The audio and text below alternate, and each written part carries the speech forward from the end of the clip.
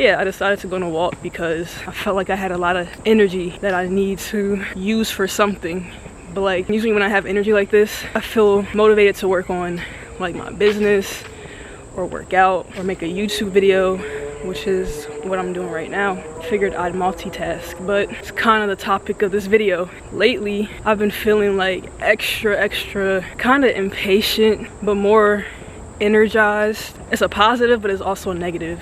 In life, you hear a lot of people say, be patient, you know, things will come, don't stress about it, don't worry about it. But I feel like the only people saying that are the people who aren't reaching their potential how they probably would have liked, or like I've never heard somebody be in the position that I want to be in tell me just relax, just be patient, it'll come.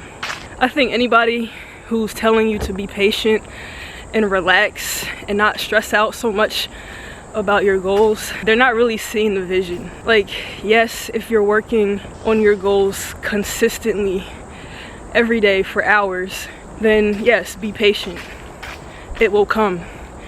But when people say be patient, it'll come, I feel like they're missing that part where it's like you have to put in the work, you have to put in hours, days, months, years. It's not just like wishful thinking. Of course, positive thinking, manifesting, journaling, all very important when it comes to visualizing your goals. But I have a 3-step process: visualize, plan, grind. So you need to visualize your goal, whether it's journaling, writing it down, manifesting, plan out how you're going to reach that goal. So give yourself some steps, some step-by-steps every day or every week, every month, every year. Have goals that will get you towards that bigger goal. And then grind. Just do it. You know, when people say be patient, they don't mention the grind part. But you need to visualize, plan, grind. I've been like super energized. The negative side of it is impatience. If I feel like I'm sitting still too long, if I feel like I'm doing something unnecessarily, it's not something that I feel like is feeding my higher purpose, or it's not something that is fitting in with my goals, I just feel like I'm wasting time. I want to get out of that situation so quick. And that's a healthy boundary to have with yourself. Cause say, you know, people want to hang out. It's kind of like, okay, but what are we gonna do when we hang out? Of course, I like to have fun, but if every weekend somebody wants to hang out with me and we're just having fun, we're just blowing money, wasting time, ingesting substances like alcohol, it's not really feeding my higher purpose. I might say, yeah, I don't really have time for that. I don't really have the energy for that. And of course, like, you know, you can take some time out to spend time with people for a couple hours, but when I'm in a flow, especially on the weekends when I don't have to work my 9 to 5, if I'm in a flow from the moment I wake up to the time I go to sleep, I have a whole flow, I have a whole routine of how I'm about to do this day. So even just throwing in like 2-3 hours of hanging out or doing something that's not working towards my goal, that's going to throw my whole routine off. I went to New York for my first year of college. I was in Queens, New York, and if you know anything about New York, you know it's fast-paced, but I grew up in Delaware. The first time I got off the bus and stepped foot in Manhattan, I said, whoa.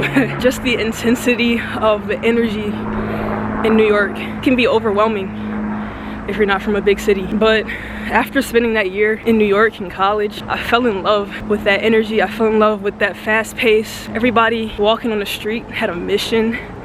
They had somewhere to be, something to do, and I fell in love with that. Whenever I would come back from school and go home for like a weekend or something, I'd be like, whoa.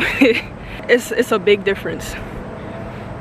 Seeing how slow people move here compared to New York, it's like everybody just has time. Nobody really has anywhere to be urgently. And now, years later, I'm still in Delaware, and that's something I absolutely despise about this place. I feel like I don't belong here. I feel like when I'm in public, when I'm around people, I'm the only one trying to optimize my time and get out of whatever situation I'm in, just so I can get back to work, just so I can get back home, or I can get back to that task that I really want to be working on at the moment, which is fine, you know. Delaware is not the type of place you go to chase your dreams.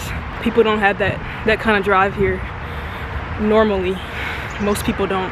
But on the negative side, it comes out a lot when I'm driving, when I'm at the grocery store. It just feels like everybody's moving so slow. Everybody is just going with the flow. And I had to learn, like, yeah, not everybody out here is on that same level of energy. Like, let's go, let's go, let's go.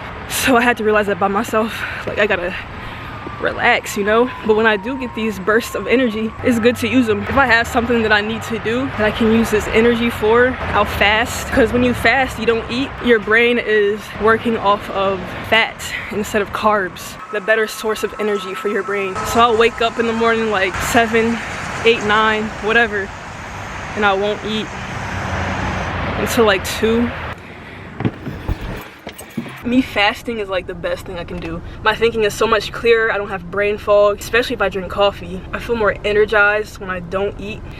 That's because I've been doing it for some years. I've been doing it for like 3-4 years. So my brain, like my body is used to working on fats instead of carbs when it needs to. But yeah, if you feel like you're low energy throughout the day, or you feel like you're constantly needing to eat like every 2-3 hours, whether it's like snacking or full meal, try intermittent fasting. Try having a window of time where you eat and a window of time where you don't eat. So that window of time where you don't eat would be like 14 hours or 16 hours. So you can, for example, stop eating at 8 p.m. at night, wake up, it's 8 a.m. that's 12 hours, and then 4 more hours would be 12 p.m. So you wouldn't eat from 8 p.m. to 12 p.m. the next day, and that'll be a 16-hour fast, and then you can go ahead and eat until 8 p.m. Once you do that for, you know, a few weeks, that'll get your body used to not needing carbs every couple hours, because when you need carbs every couple hours, your body's working off of carbs. And if you don't eat, then your body's just like, whoa, hold on. You get hangry, you can't really function, you get tired, low energy.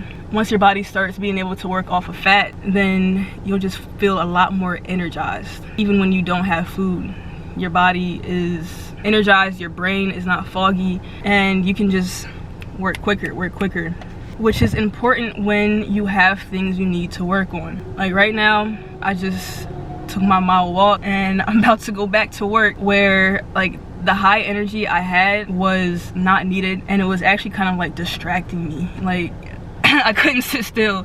I was constantly like looking outside, trying to go take a little quick walk in the sun, just because I felt like my body needed some sun and needed some heat. So now I feel great. I'm about to go back in there and sit down and work on what I need to work on. I will see y'all in the next video.